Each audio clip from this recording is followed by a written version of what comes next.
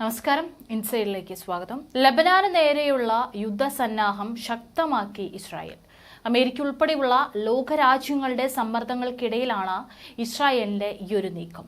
ഹിസ്ബുള്ളയുമായുള്ള തുറന്ന യുദ്ധം മേഖലാ യുദ്ധമായി മാറുമെന്ന അമേരിക്കൻ മുന്നറിയിപ്പ് അവഗണിച്ചാണ് അതിർത്തിയിൽ യുദ്ധസന്നാഹങ്ങൾ ഇസ്രായേൽ വിപുലമാക്കുന്നത്.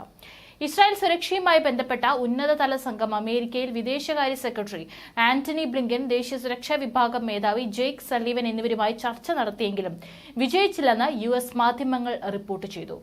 കൂടുതൽ ആയുധങ്ങൾ ലഭിച്ചാൽ ഹമാസിനെയും ഹിസ്ബുള്ളയെയും അമർച്ച ചെയ്യാനാവുമെന്ന നിലപാടിലാണ് ഇസ്രായേൽ.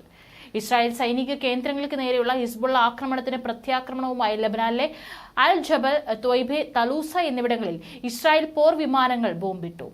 ഇറാന്റെ മിലിഷ്യ ഹിസ്ബുള്ളയെ പരാജയപ്പെടുത്താൻ ലോകം ഇസ്രായേലിനൊപ്പം ഉറച്ചു നിൽക്കണമെന്ന് വിദേശകാര്യമന്ത്രി ഇസ്രായേൽ കാറ്റ്സ് ആവശ്യപ്പെട്ടു. ലബനാന്റെ സുരക്ഷ ഉറപ്പാക്കാൻ ഹിസ്ബുള്ള പൂർണ്ണ സജ്ജമാണെന്നും ഇസ്രായേൽ നീക്കം മേഖലാ യുദ്ധത്തിലേക്ക് നയിക്കുമെന്നും ഇറാൻ പ്രതിനിധി സംഘം UN മുൻപാകെ വ്യക്തമാക്കി. ഹിസ്ബുള്ള നേതാവ് ഹസൻ നസ്രുള്ളയുടെ ഭീഷണി പശ്ചാത്തലത്തിൽ യൂറോപ്യൻ യൂണിയൻ സൈപ്രസിന് പിന്തുണ പ്രഖ്യാപിച്ചു.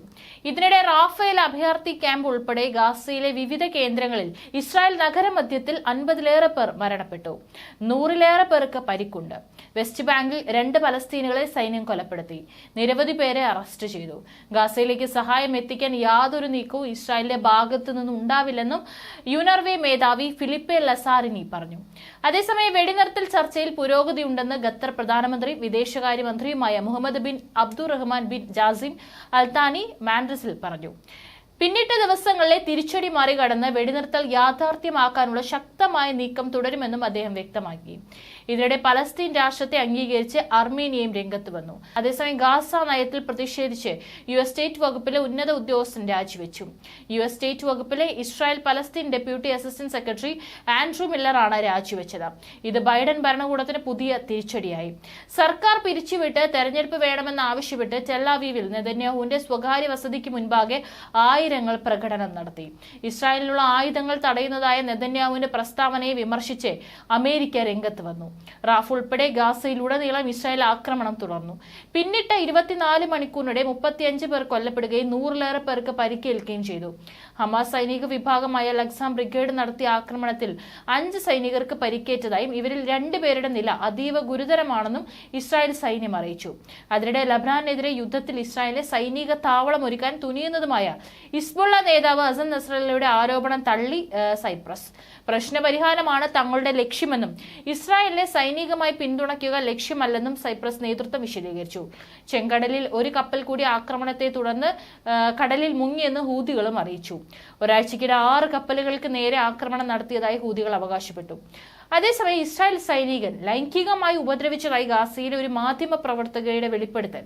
അൽ ജസീറ ഇംഗ്ലീഷ്, ദി നേഷൻ എന്നിവയ്ക്കായി യുദ്ധവാർത്തകൾ റിപ്പോർട്ട് ചെയ്യുന്ന ഫ്രീലാൻസ് ജേർണലിസ്റ്റായ തെയ്യ ചാറ്റ്ലെയാണ് സാമൂഹിക മാധ്യമമായ എക്സിലൂടെ വെളിപ്പെടുത്തലുമായി രംഗത്തെത്തിയത്. കഴിഞ്ഞ ആഴ്ച ഗാസ ഇസ്രായേൽ അതിർത്തിയായ എറസ് ക്രോസിംഗിൽ വെച്ച് എന്നെ ഒരു ഇസ്രായേലി സൈനിക ലൈംഗികമായി ഉപദ്രവിച്ചു, അവർ എക്സിൽ കുറിച്ചു. ഒരു പാശ്ചാത്യ മാധ്യമ പ്രവർത്തകയെ ഉപദ്രവിച്ചാൽ പോലും ഒരു ശിക്ഷയും ലഭിക്കില്ലെന്ന ഇസ്രായേൽ സൈനികരുടെ മാനസികാവസ്ഥ എത്ര ഭീകരമാണെന്ന് നോക്കൂ, അവർ പറഞ്ഞു. താൻ ഈ സമയം ബുള്ളറ്റ് പ്രൂഫ് പ്രസ് വെസ്റ്റ് പോലും ധരിച്ചിരുന്നു. എന്നിട്ടും എനിക്ക് പോലും ഇങ്ങനെ ഒരു അതിക്രമം നേരിടേണ്ടി വന്നുവെങ്കിൽ ഗാസയിലെ സ്ത്രീകളുടെ അവസ്ഥ എന്തായിരിക്കുമെന്ന് ചിന്തിക്കുക. ലൈംഗിക അതിക്രമങ്ങൾ പല രീതിയിലാണ് സംഭവിക്കുക.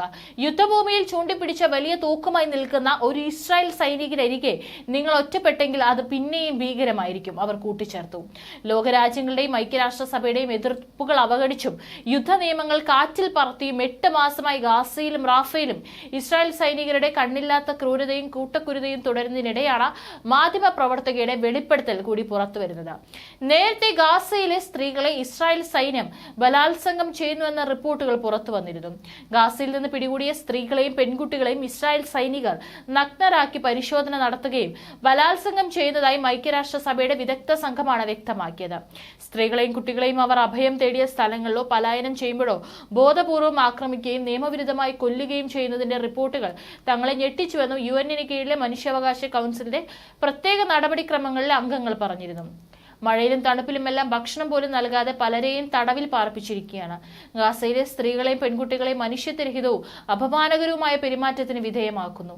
ഭക്ഷണം, മരുന്ന്, സാനിറ്ററി പാഡുകൾ എന്നിവ നിഷേധിക്കുകയും അവരെ കഠിനമായി മർദ്ദിക്കുകയും ചെയ്യുന്നുണ്ടെന്ന് സംഘം വ്യക്തമാക്കിയിരുന്നു.